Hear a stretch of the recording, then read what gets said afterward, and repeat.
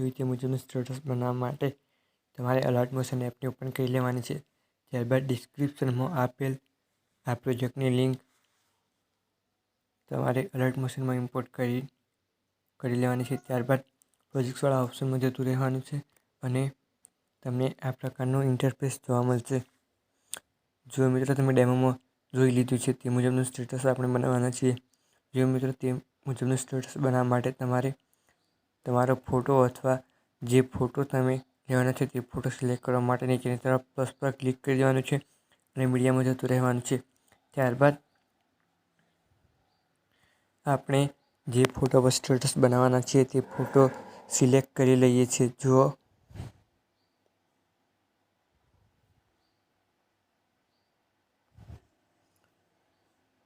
જો મિત્રો આપણે કોઈ પણ એક આ પ્રકારનો ફોટો લઈ લઈએ છીએ. ત્યારબાદ આ ફોટોને લેવા માટે ઉપર તરફ પ્લસ પર ક્લિક કરીને આ ફોટો લઈ લેવાનો છે. જો મિત્રો ફોટો લીધા બાદ આપણે ફોટો પર ક્લિક કરી દેવાનું છે અને ફોટોને ફૂલ સ્ક્રીન કરી દેવાનો છે.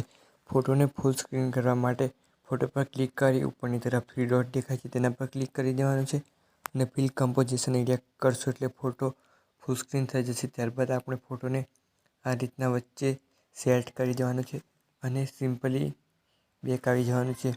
ત્યારબાદ આપણે આ ફોટોને છેલ્લે સોંગ છે ત્યાં સુધી આ રીતના લંબાવી દેવાનું છે.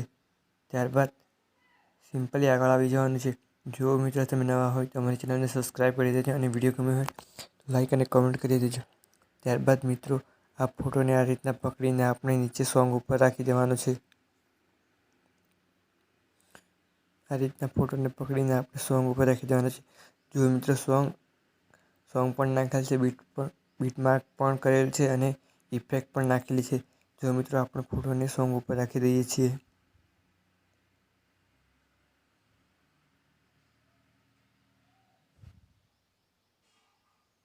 જો મિત્રો તમે તમારો ફોટો અથવા તમે જે ફોટો પર સ્ટેટસ બનાવવાના છે તે ફોટો સિલેક્ટ કરી લેવાનો છે. જો મિત્રો આપણે ફોટોને સોંગ ઉપર રાખી દીધો છે. ત્યારબાદ આપણું સ્ટેટસ બનીને રેડી થઈ ગયું છે. હું તમને ચલાવીને સંભળાવી દઉં છું.